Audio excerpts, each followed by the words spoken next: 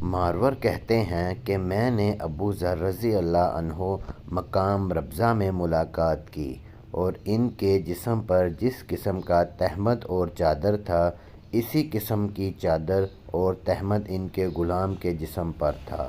میں نے ابو ذر رضی اللہ عنہ سے اس کا سبب پوچھا تو وہ کہنے لگے کہ میں نے ایک شخص کو جو میرا غلام تھا گالی دی، یعنی اس کی ماں سے غیرت دلائی تھی۔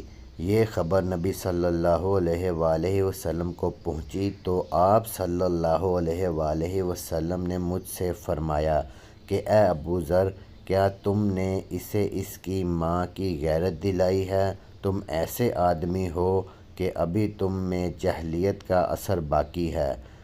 تمہارے غلام تمہارے بھائی ہیں، ان کو اللہ نے تمہارے قبضہ میں دیا ہے۔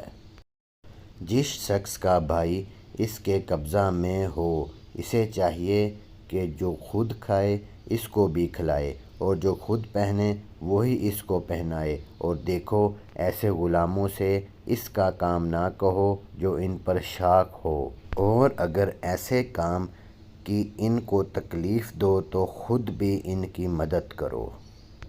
کتاب ایمان کا بیان، باب اور اگر ایمان والوں کے دو گروہ آپس میں لڑ پڑیں تو ان دونوں کے درمیان صلح کرا دو، ان کا نام مومن رکھا ہے۔